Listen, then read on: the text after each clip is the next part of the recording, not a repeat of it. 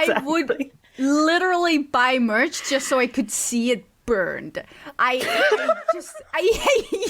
that show so much.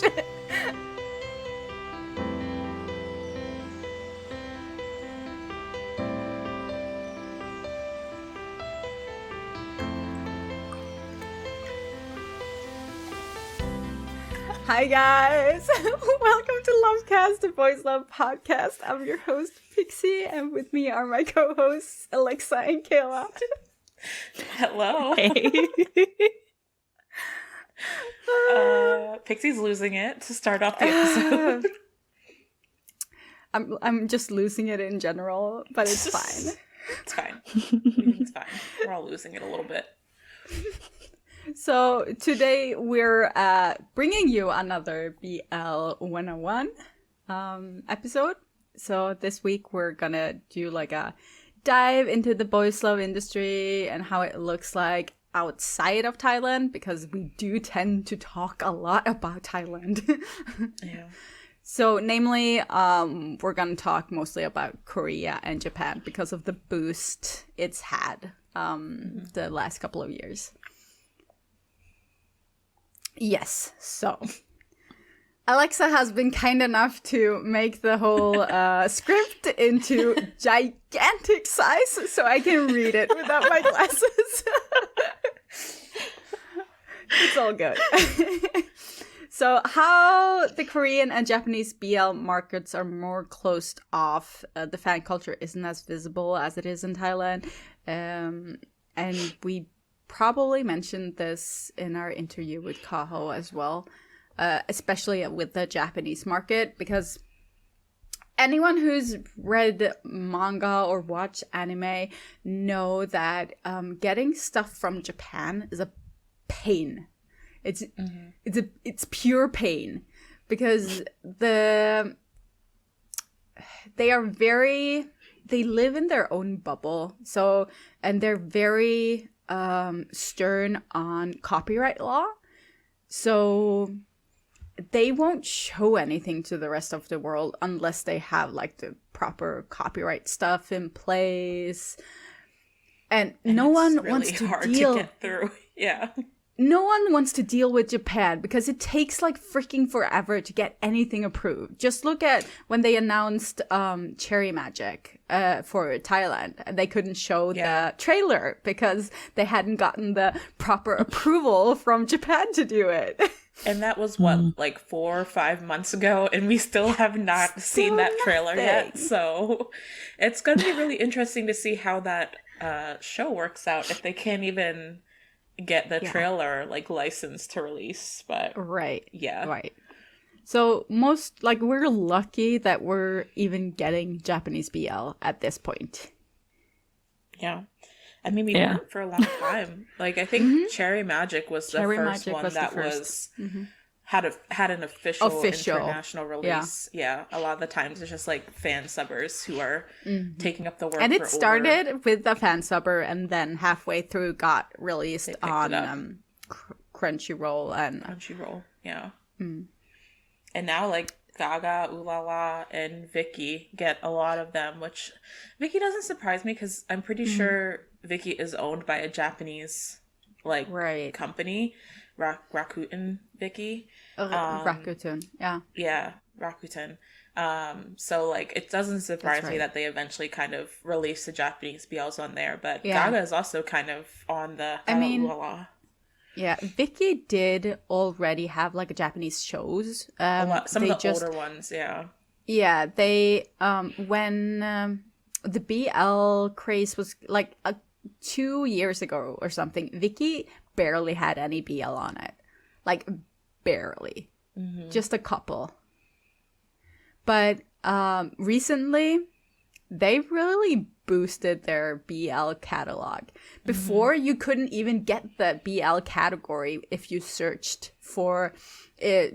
In the search option, BL wasn't listed as one of the categories even. But it is now. You can find anything there. So that's where I go to watch either Japanese or Korean BLs mainly. Same. because I feel Gaga Ulala, like, while they're great for taking on so many titles that they do, they tend to get the worse ones. Can we say that? Yes, we can say that. I mean,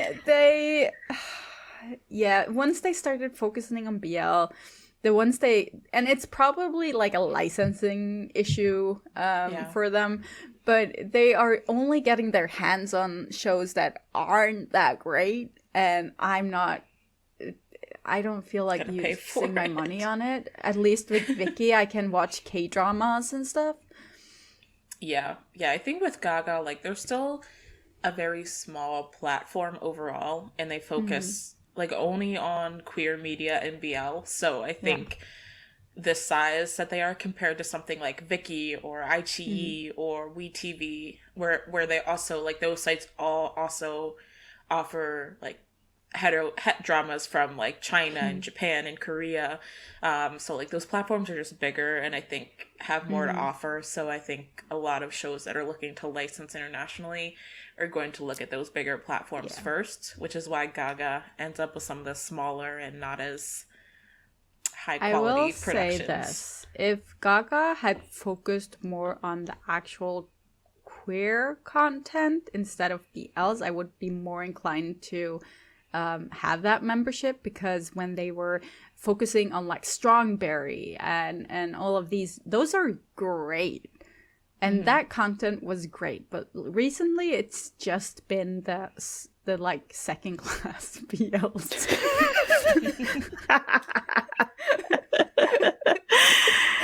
You're not wrong. So and I do think they could have a stronger market, because they do a lot of like, they even do some production of their own like queer original media. So it could be cool if they focus more on that subsect. But yeah, I think they're trying to get in on the BL market. So they're putting a lot of focus on that and promoting the BLs in a very like specific way, which is like, you know, Gaga has a reputation for the way they promote their BLs and the scenes that they focus on when promoting the BLs that they have on their platform and stuff. So yeah, I would be more inclined to it too if they kind of focused on promoting more of the queer media. But that's neither here nor there. Yes. But yeah, kind of back to Japanese BL. Another thing we talked about with Kaho is just the way I think they consume fandom in Japan in general.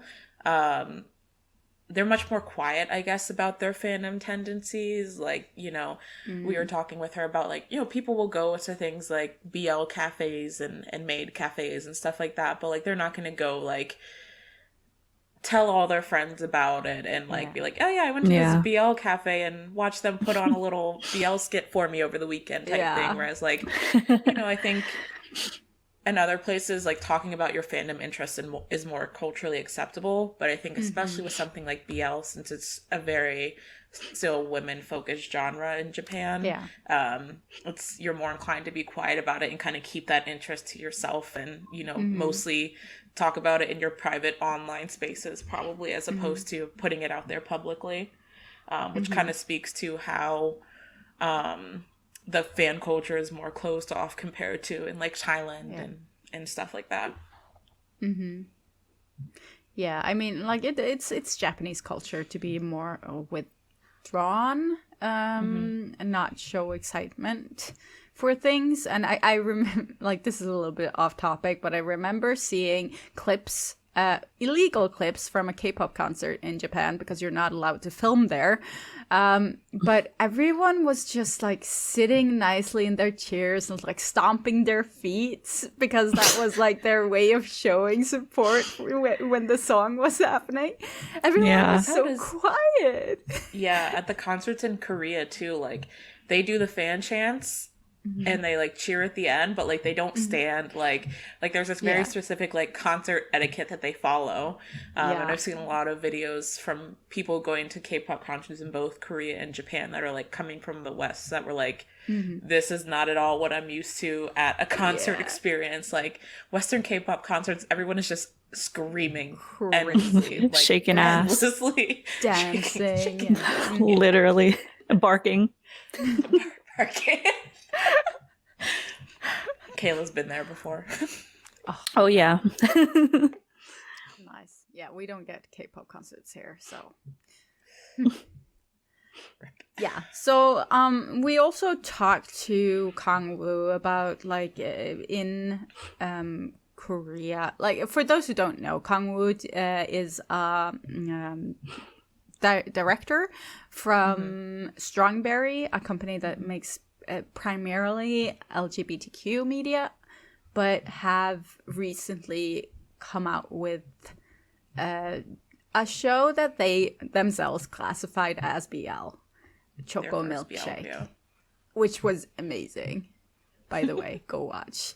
But what he was saying in the interview we did with him was that it's really hard to find funding. I think mainly because of the homophobia in the countries and just like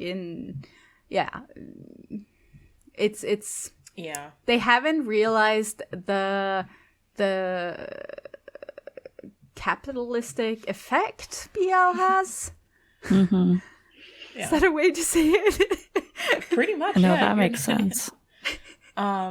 Yeah, I think a lot of the times with Korean BL, and I myself have been there, it's like there's a lot of desire to see longer shows and more episodes and more production quality, but they generally just like aren't getting the budget for it yet. Like most of them, compared to if you're looking at the number of sponsors on a typical K-drama, like you see them at the end of the episode, they're just like scrolling worth of sponsors. Like Korean BLs don't get that, and that's where K-dramas get their funding from. Like that's why they insert those sponsor clips and stuff into the show, because that's where the majority of their funding comes from.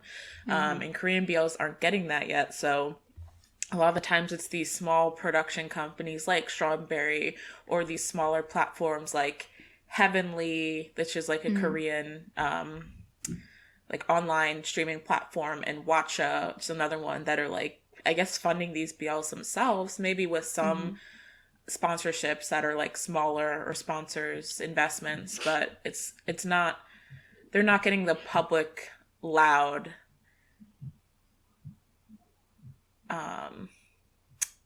what's the word I'm looking for? They're not getting the people who are giving them the big money to invest in the BLs, basically. So yeah. Do you think with this, we're getting a little bit ahead of but I think talking about it, do you think like the influx of idols in K-dramas or KBLs and JBLs are sort of pushing for the sponsors and the quality being higher? Maybe over time we will see like a slight change towards that, but I feel like currently I haven't noticed much of a difference. I mean, with our dating sim, was great. It was fluff, but it was good. Like it compared to some of the other ones that's been out recently, it was pretty good. And the 8th Sense, which is airing right now, and it's only been 2 episodes, but it is really good. Yeah. I think right now with Korean BL, I feel like we're seeing BL being in a BL have more of an impact on an idol's career, as opposed to an idol being in a BL having more impact on the BL.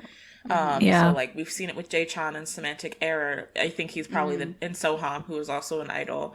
They're probably the biggest example of, I mean, Jae-chan being in Semantic Error, like, I don't think it's far off to say like almost saved his K-pop group, because they were very like not well known at all, and he was in Semantic Error and it blew up in Korea, and now he's very well known there as well as his group. So I think, right now it's a lot of smaller idols starring in BL, although we have had like some older popular idols like Leo from VIX and Gongchen from B1A4.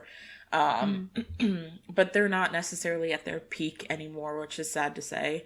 But I think eventually, like Kayla said, like they'll start seeing the impact of having idols and BLs and like the established fandom that brings. And, you know, depending on the size of the group and stuff, we might see it definitely have some impact on the way BLs are produced and the popularity. But right now, I think it's more of like the other way around, where BLs are helping idols because of the online support and fandom that BL has, especially among international fans. Yeah. I do feel... I kind of wonder if the K-pop industry is like afraid of the KBLs because there's like this, because of the homophobia in the country, that people don't really know how the general public will really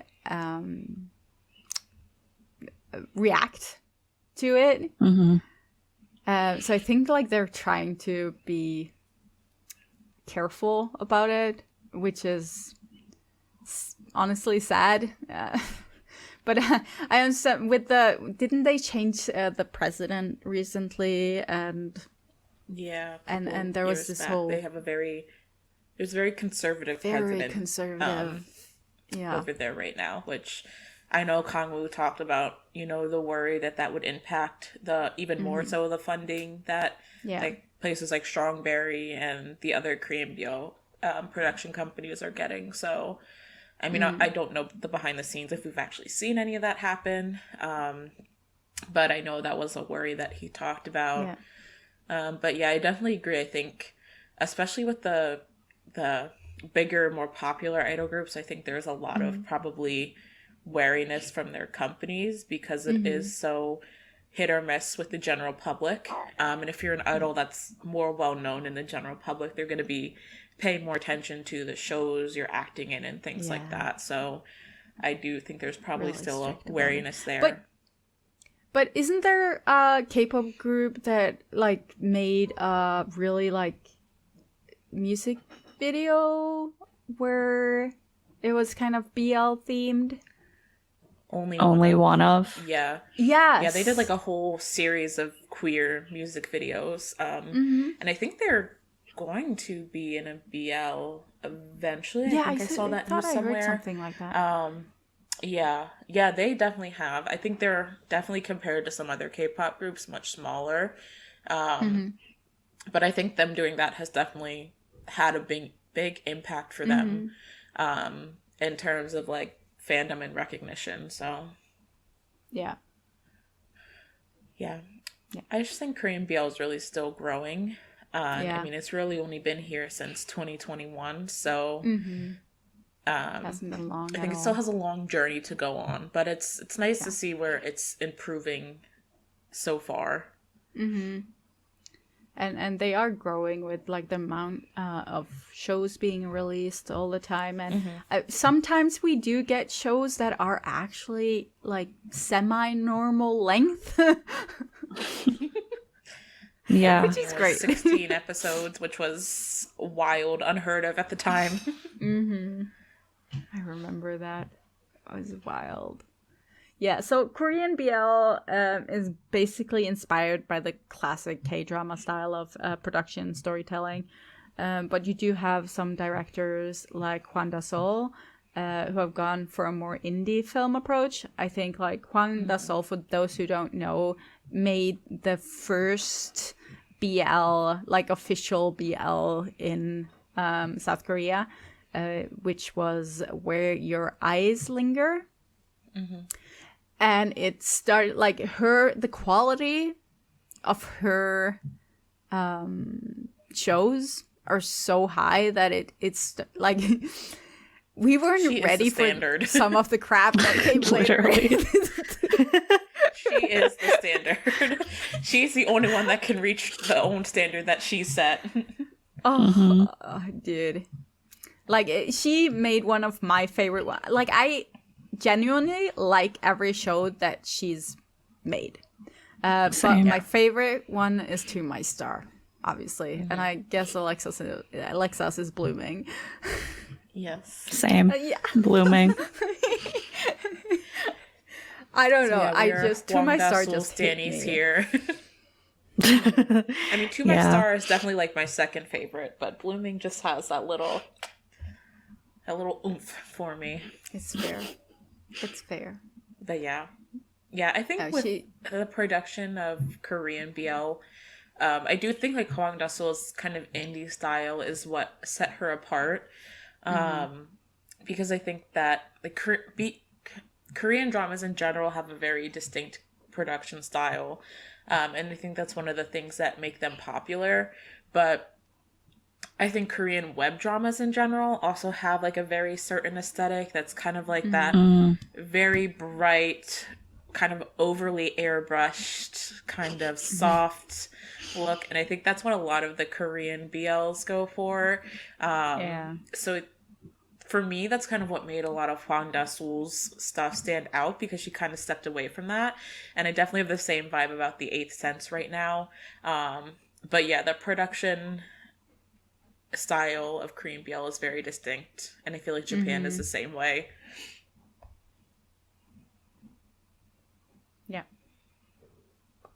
Yeah, and I mean, Japanese BLs are something else.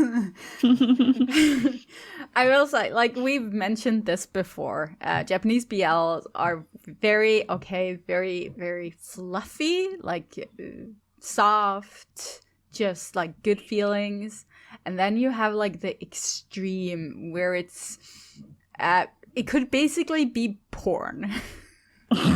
It is like softcore porn sometimes, pretty much. Yeah, It really pretty is. much. And it's tackling like really like it's tackling Dark heavy stuff. Like yeah.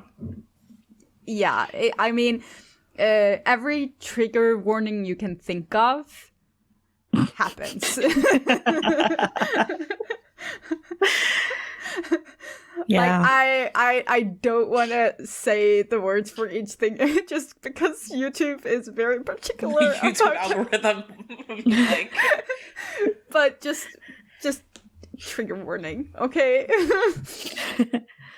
But I will say this, and I mentioned this when we were talking to Edison and DC from Femmes React, that I think Japanese BLs have such a range. Like it's everything, like every show is different. And I genuinely haven't watched a bad Japanese BL. I feel like everything has its space and everything has its story to tell. And even if some of them weren't my favorite, it was just because like the story didn't speak to me, but the quality of it was still good. Yeah. Japanese BLs have always been my favorite out of all of them. Sometimes I wish I could have like the Japanese BL style, but then like the Thai industry type visibility where you have like fandom culture, because I feel like that would just be perfect, because I'm so into fandom culture, but with Japanese BL, since it's isolated, I also feel like I watch it very isolated. Yeah. You're like, oh, who is talking about this in the same way that they're talking about like Thai BLs or something like that. Yeah. The problem with the Japanese BLs is too that you can't really react to them on YouTube or anything because of the copyright laws. So there's no like buzz. There's no way to get that visibility going. Yeah. It's like it kind of either catches on like Cherry Magic does, or it kind of flies under the radar like a lot of them have. So like everyone I've talked to loved Old Fashioned Cupcake. Like everyone raves about it. But it's amazing. Yeah, it is. But there was no like internet craze about it. Like there was no, like we get with the Thai BLs, there was nothing like huge, and it deserves to be huge because it is so like, if good. people only knew about this, it would be. And I feel the same about My Beautiful Man. I think like there's a huge section of fans that love that show for the toxic puddle of mess it is, but the only thing I sometimes see online on Twitter and stuff is someone sort of low-key ragging on it, and I'm just like, dude. Yeah, it's People hard. don't understand nuance. Yeah, and I think with the Japanese BL, because the fandom is so closed off, you don't have like the fans translating things as much as they are with like Thai BLs or Korean BLs that have like such a strong translation community. Like you have Right. people that will step up and translate Japanese dramas if they're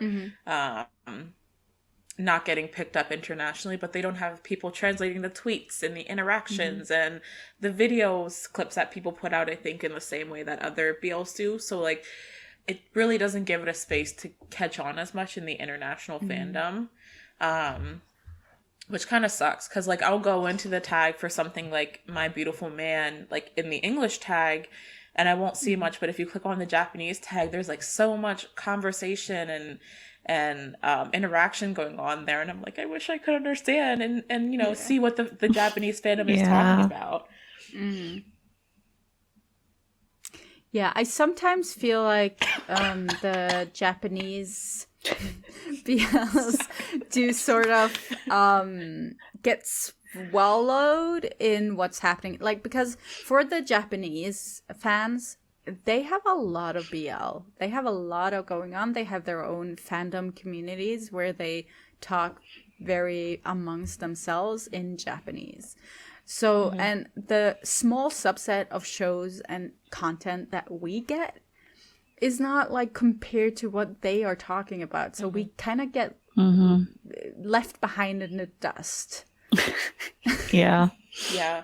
Especially when you think of things like movie releases, like with something like Cherry Magic the movie, there was a lot of hype there for that, and I think a lot of people were really excited about it. But you know, it was released in Japan, and that fandom, you know, had its time and talked about it.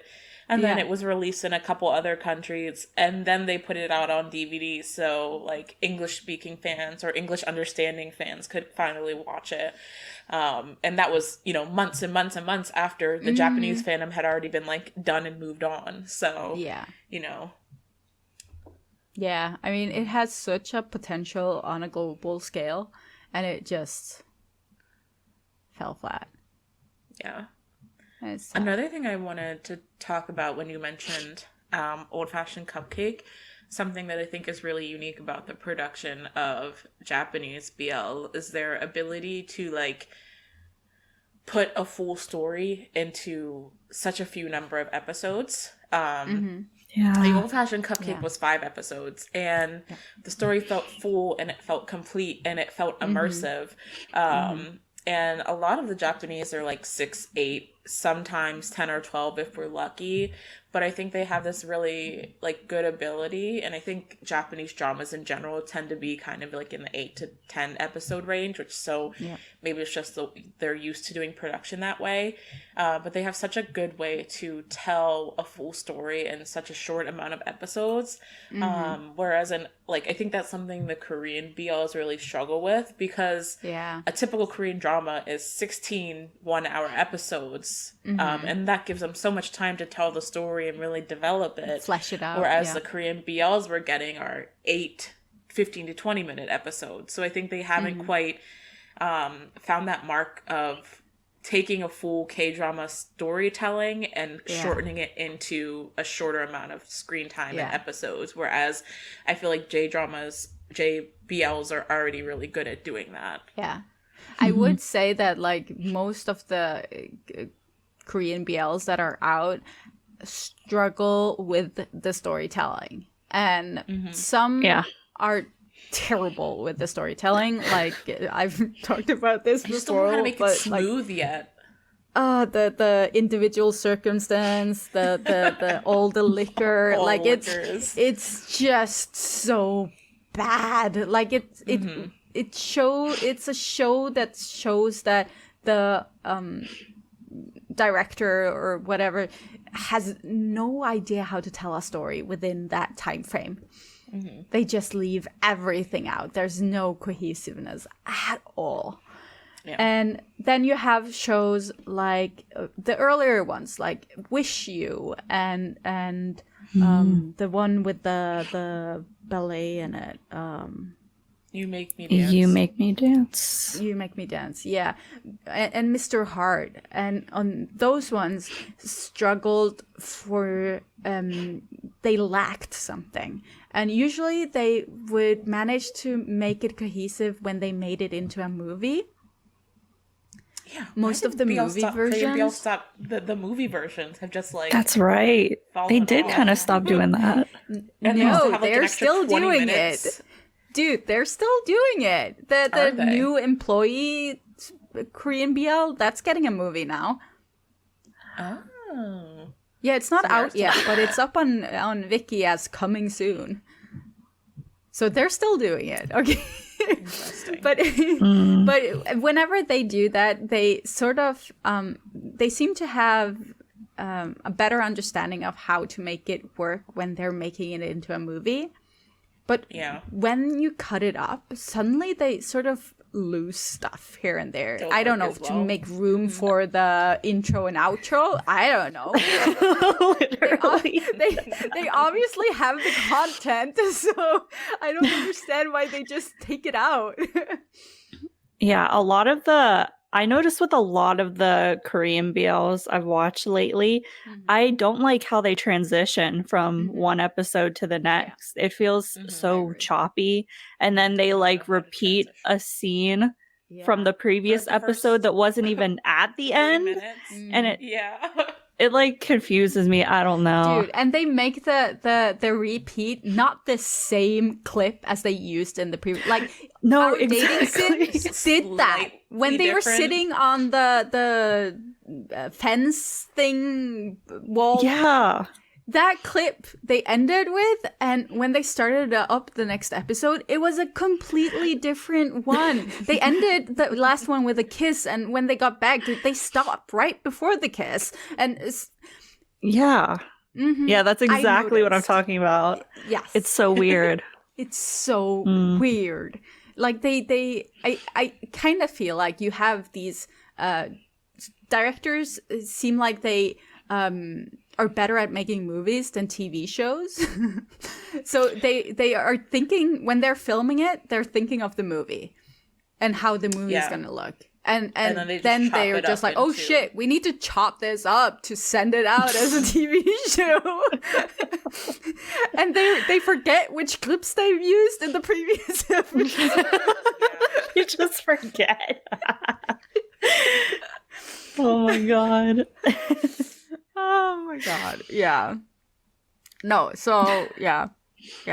No, with the Korean BLs, in the beginning, when Hwang Da-sol came out with Where Your Eyes Linger, and all the ones that came after were actually pretty good, despite some storytelling flaws.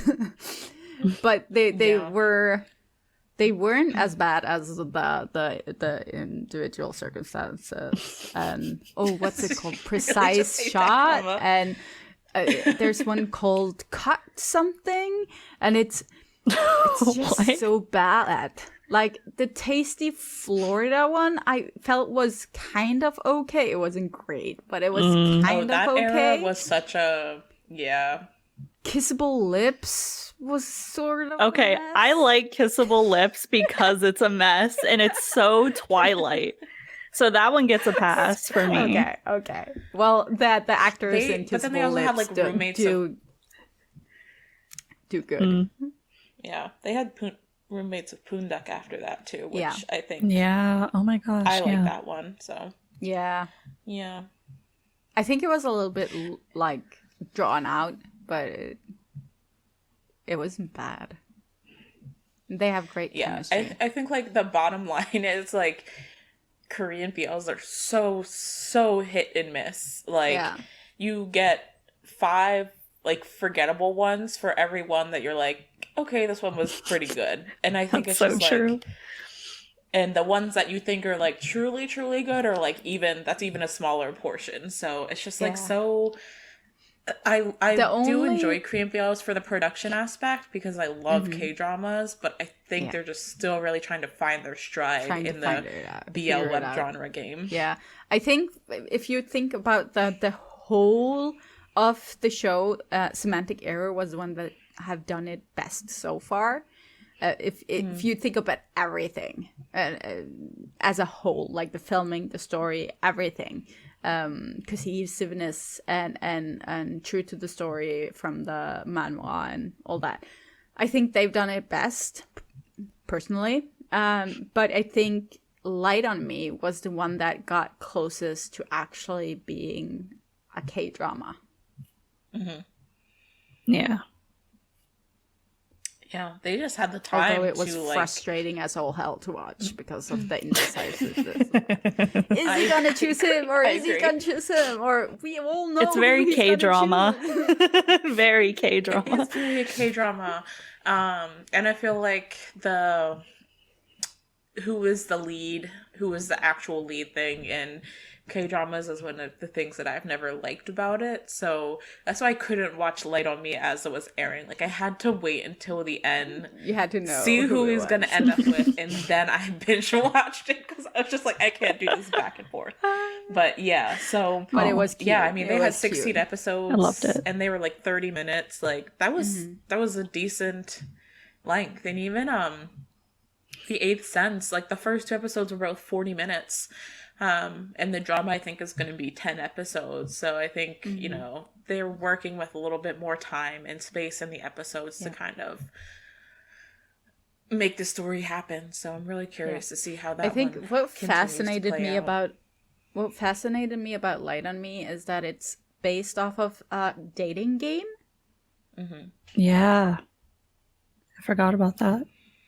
That was super, because everything else, all the other BLs we've seen basically have been from They're usually a manhwa or manhwa or a novel. That's usually because that happens in Thailand too, and in Japan. Everything is based off a manga, manhwa, webtoon, or a novel. fanfic Because- novel. No one wants to make something that they haven't had the proof of being popular, Yeah. which is a little bit sad because a lot, especially with novels, a lot of them aren't made to be a TV show. Like you just can't translate the story to the screen. Yeah. Yeah, I would love to see more original stories in BL as a whole. Like give more of the writers a chance to kind of like create something that is made for scratch. TV from the jump instead of trying to adapt a novel or a manhwa or whatever. I feel like that would really allow us to see more diversity in the genre from all countries. So who knows, maybe we'll get there one day. Yeah, something like Young Royals. That isn't based off of anything, right? I don't think so. I don't think I so. don't think so either. I freaking love that show. Okay. So, BL does originate from Japan. We've talked about this several times before. I think we talked about it in our BL 101 first The episode, very too. first one, yeah. And- You're right. So it makes sense that they have like this their own circle bubble about it. But I think what's great is that like Thailand is sort of the one that pushed BL to the world, because it was still popular in Thailand before it actually got picked up by international fans, and it was that like popular shows like Together and like under the pandemic, it just flew off the shelves, and we got the Pinoy BLs and the Korean BLs as a result. I don't think those would have gotten to the point where they are today if it wasn't for Thailand's success. I agree. Absolutely. Although I will say, can we just talk about Filipino BL for 1 second? Because that's a hot mess. For it at the end. They had Game Boy, they had Gaya sa Pelikula, and then it all just went down in flames and drama and there's been so much bad shit happening in the BL market in the Philippines, and it's so sad because the fans there are crushed that like the industry is getting like exploited by people who shouldn't have their hands in the industry at all. Yeah. Yeah. Do you, Kayla, as well, do you have thoughts about this? I have a lot of thoughts about it. I'm trying to think of like what I have mentioned before so that I'm not like repeating myself over and over. But I do think it's kind of sad that there was this obvious like boom that was very capitalistic. Yeah. And like it makes sense that everyone wanted to jump on the BL train and kind of make their own thing to hopefully blow up. But it just, the part that makes me sad is that I feel like a lot of people were using BL as like a term or like a title to gain like monetary and like personal success instead of making something that is like quality and had meaning behind it. Obviously like the exceptions are Game Boys, Gaya sa Pelikula. I would even say like Boys Lockdown is under that umbrella too. But it's true that like the majority of them, I mean, they fell off because people were just trying to make a quick buck. Yeah. And I'll tell you firsthand, the Philippines has a problem with scammers. They have a problem with scammers in the entertainment industry. Like it's a big issue. So I am not surprised by that aspect of it playing a part in the whole either. Yeah. Yeah. Because we haven't seen anything out of the Philippines in... Weren't they making a Boys Lockdown too? Didn't they get the funding for it? Yeah, so I remember... Yeah, I even donated to it, but I think they... For some reason, they had to cancel it. Do you remember why, Alexa? There was a natural disaster. I think a typhoon or right that happened right when they started their campaign, and they shut it down because they were basically like, if you have this money, we'd rather you give it to relief efforts as opposed to our production. So, and I don't know, like the leads were together fairly recently, but I don't know if anything's ever actually going to happen from that again. But it was... If anyone is interested, we did an interview, didn't we? Yeah. With them? Yes. Alec and Ralph. It's been a while. It was just... that was before... Season 1, I guess. It was before we did the video interviews, wasn't it? Yeah, it was season 1. Yeah. The OG days. But yeah, I think with the Filipino BL, it's just like... things like Game Boys, like they had heart, and you could tell that they actually cared about the story that they were telling. And Ash everyone is a in the great production crew storyteller. and the cast. Yeah. And I think the same can be said for things like Gaya sa Pelikula, despite, the things that have happened with the production of that show. The actors cared about it. Paolo and Ian cared about it. Most of the production crew, besides the shitty people, cared about it. And they cared about the story that was being told, and they cared about the queer community. And I think like a lot of the BLs that are coming from that were coming from like these really small, like kind of obscure production companies didn't have that heart. So they were trying to do really sensationalized sex scenes and things like that to bring in the views because they just wanted like the monetary benefit of it. And obviously that is not sustainable because we are not really seeing anything from the Philippines, that at least nothing of note that has come across like people's radars recently. Yeah, I do feel that some companies tend to think that think they misunderstand women's interest in BL. And that's when you get the whole overly sexual content instead of actually bringing a story and stuff to the table. Like, obviously there's always exceptions, like even the worst shows coming out had some viewers. But I do have a lot of the companies that went for the quick buck here did not understand why they didn't understand women or why women were watching BL. Yeah. Even just the fandom in general wanted. Like, they just didn't quite understand the draw of BL as a genre, I think.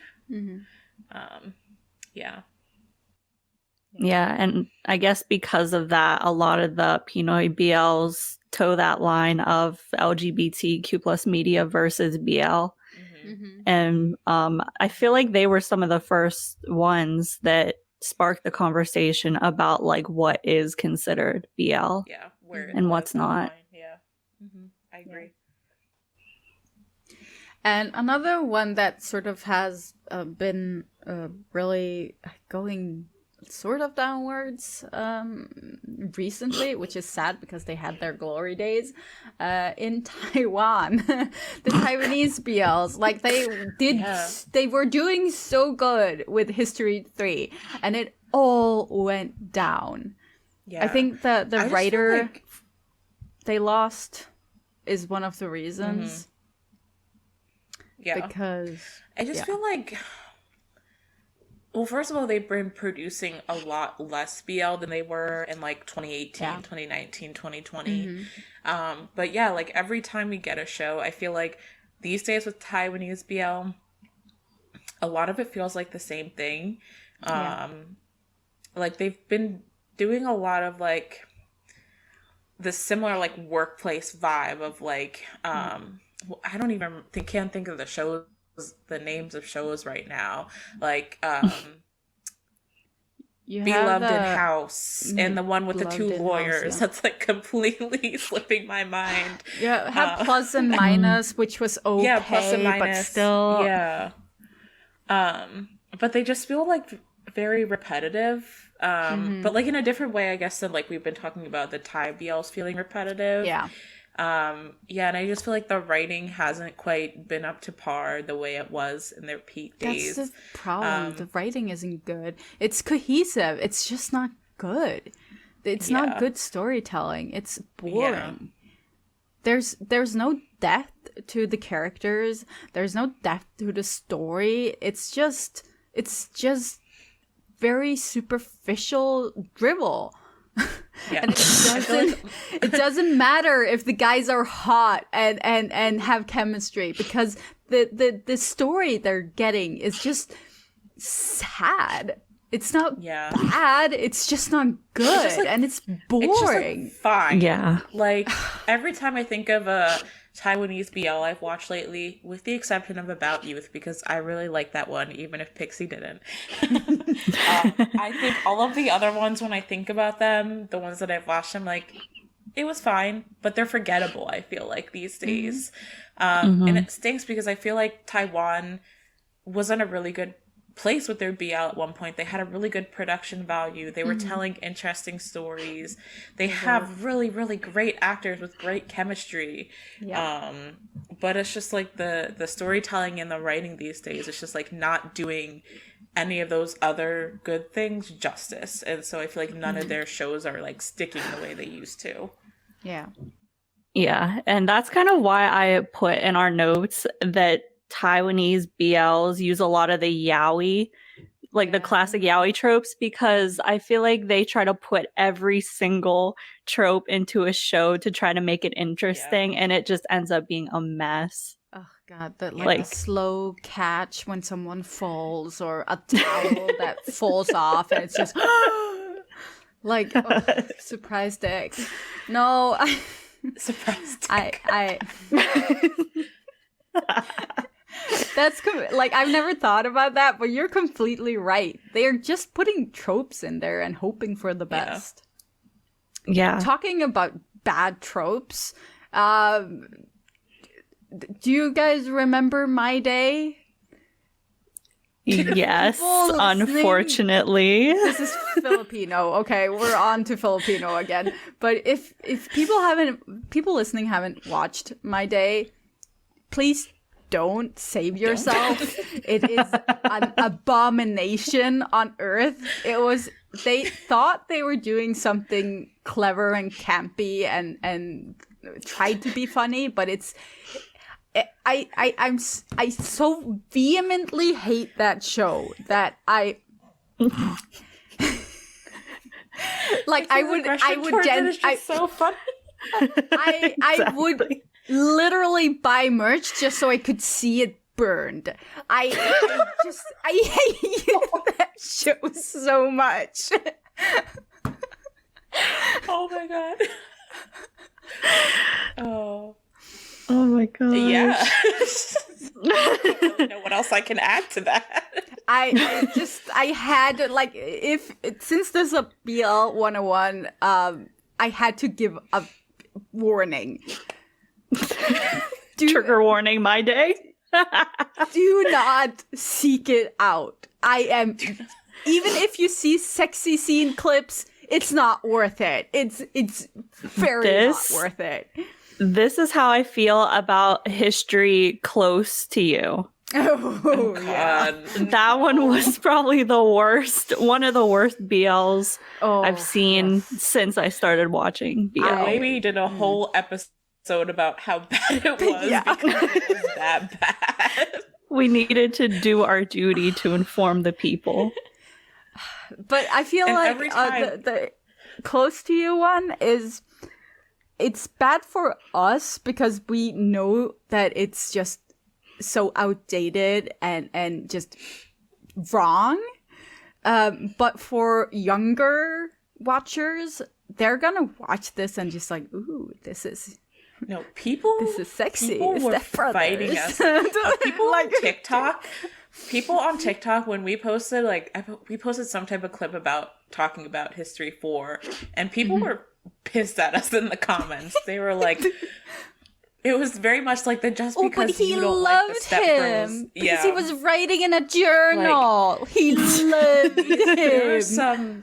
There were some very strong supporters of that show, and like they came at us, and I was like, okay, you guys just, think what you want, I guess. That's fine. You do you. Yeah, that's you how I do feel. You do you. No, I feel like the people who like that show are very into hardcore yaoi. Yeah, I could see that. It is very much a hardcore yaoi. Like, speaking of Taiwanese BL, just putting tropes in there and hoping that they stick. That's the prime example of it. Mm-hmm. Not even just like the silly ones. They use the tropes that I guess would be considered triggering too. Yeah, and what gets me is that show is trying to be really woke, but at the same time is so misogynistic that it's just terrible. The whole, I can't forget when they're in whatever, the tub or whatever, and he says to him, if I was a girl and you, touch me like that, that would be sexual assault. And I'm just, no, it's sexual assault when he's touching you too. It doesn't matter which gender you are. Genuinely harmful. Genuinely. Yeah. Yeah, no, okay, we're going off. We're, getting really triggered off of this. All this to say, I feel like both Hanoi and Taiwanese BLs have some really, really, really good gems that we've talked about before, but We they Best just Love. like It's so How did we good. not mention that? Oh my god! Yeah, right. If We you Best haven't Love, watched the We History Best 3, Love, go watch it. History 2, Because of You was great. Your that name was engraved herein. It's heartbreaking, but please watch it. Yes. But yeah, I just feel like I would love to see, like, every time with the Taiwanese BL, every time they announce a new show, I'm like, oh, I hope this one will be good. Like, I hope this one will bring back the vibes. But, like, I'm just still hoping because none have really done it so far. So, yeah, let's hope they can get back to their heyday again soon. Hopefully. Okay, so should we go through some of our favorite shows from Korea and Japan? I was going through my list, and I have like a very specific list of absolute top favorites that will come up on my top favorite BLs of either country or wherever. And that's obviously To My Star and Semantic Error. Those are just chef's kiss. And I would also like our dating sim. It was very cute. Okay, I'm very here for it. And as for JBLs, I keep forgetting. Okay, you have Old Fashioned Cupcake, which is amazing, and My Beautiful Man, like we mentioned earlier, also so amazing, and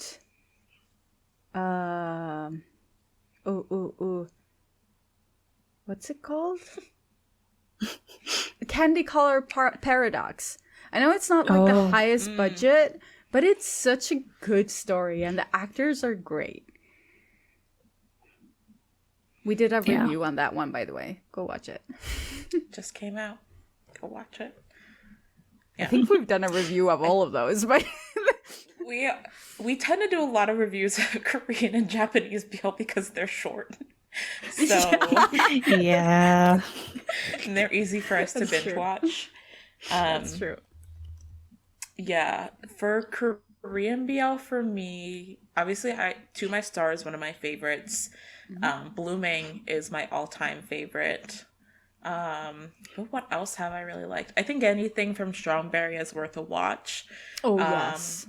They do 100%. tend to fall more, like their shorts tend to fall more into the queer media realm, but they're so short, but they're so impactful. And I also really liked Cherry Blossoms After Winter was pretty good. I hated it. Oop.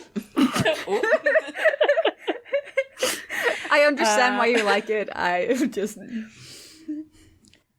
Okay. That's fair. Sorry. I just lost my train of thought. There was another one I was going to say. I like Roommates of Poondeok 304 from Korea as well. For Japanese BL, Keita Hatsukoi is one of my faves. And of course, Cherry Magic is always up there. And, you know, Old Fashioned Cupcake and Beautiful Man, like Pixie mentioned as well, are very good. Yeah. For Korean ones, Blooming All Day, Blooming Forever. I also still love the first and only the first season of Color Rush. Oh, just pretend the second one doesn't exist. I do actually agree with that. I don't care what the haters say. Color Rush was amazing. The first season was good, yeah. I loved Color Rush. I also loved You Make Me Dance. I think that one is super underrated. And what else was there? Mr. Heart I really liked when it first came out. Yeah. I haven't rewatched it since. So I don't know if my opinion would change, but I really liked it when it came out. Japanese BLs, I still really love Love on the Line. Dude, I was just gonna, like, that will when always you were be done, I was gonna mention that one. that will always be one of the best ones. And definitely My Beautiful Man, 100%. Oh my gosh, I'm forgetting like all of them now. Yeah, I had so under the BL. Kabe Koji? Yes, Kabe Koji and Keita Hatsuka. I both loved those two. I love a lot of Japanese BLs. That's the one where like I can watch them, and even if I'm not in love with them, I'm still like, oh, that was pretty good. Yeah. You don't feel like you wasted your time ever, I feel like, after watching a Japanese BL. I will say I can't remember. I just remember that there was one Japanese BL that I thought was really bad, and it's the only one. But I can't remember what the name was. I think I had one that I thought was bad too. Senpai, This Can't Be Love. I was going to say Senpai, This Can't Be Love. Oh, I didn't watch that. Bad. I didn't watch it. No, but the actors are great. You obviously, if you've seen the Until the World, what's it called? End of the World with You, is it? End of the World with You. Like, the actor is amazing. It's not the actor's fault. The story is a hot mess. Like, it's the first time I've seen a Japanese BL like fall flat on its ass when telling a story. Oh no. We did a review of that one too, if you want to see. I think that was just me and Pixie that did that one, but yeah. Yeah, like I'm looking at this list, and actually I don't think there has been a Japanese BL that I was like, I absolutely hate this. I don't know. You know what? Interesting. BL for the win.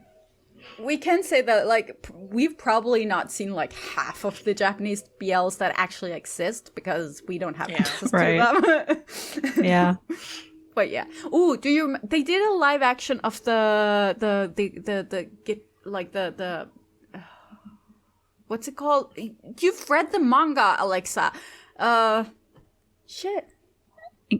Given? Band. Given. Oh, Given. I was like, yeah.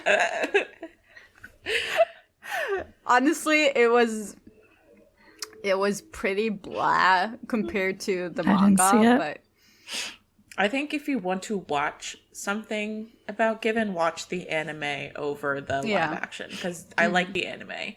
But the live action, I mean, the live action would have done better if it was longer, I think. I think it wasn't enough. Yeah. The one time where they didn't do enough with their time frame. Right? Well, oh my gosh. Yes. Okay. Any final thoughts that you want to get into about all of this to say? I feel like both of these genres, in terms of access to international fans, are still very recent. So I think there's still a lot of growth to come from them, which I'm looking forward to. And I think both Korean and Japanese BL, and even Taiwanese BL, have a lot. All of these countries have a lot of good things to offer if given the right circumstances. That's the word I was looking for. But yeah, particularly with Japanese and Korean BL, I'm really looking forward to seeing the genres continue to grow, and seeing what kinds of stories they'll bring us in the future. So hopefully they'll keep growing and keep expanding in the coming years. Yeah. I feel I am more into watching Korean and Japanese BLs now. Recently that's the shows that I personally think have given something. Just my taste right now. I don't know. Taste evolves. Like, suddenly I'll be tired of Korean and Japanese and be back with the Thai. Yeah, it all comes It's in phases. Yeah, it does.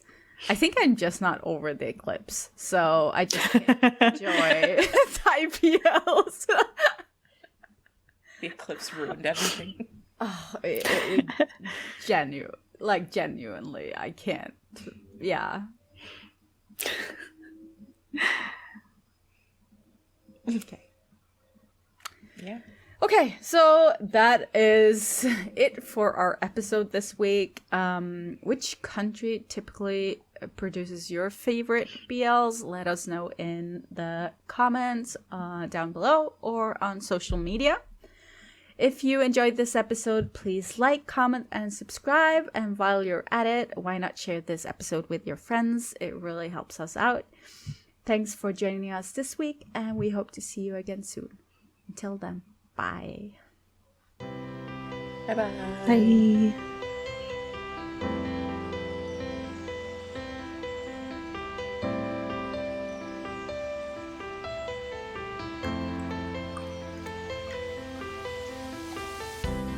$70. Okay, yes. The way it shows up on my phone is huge. Dude, that does actually help.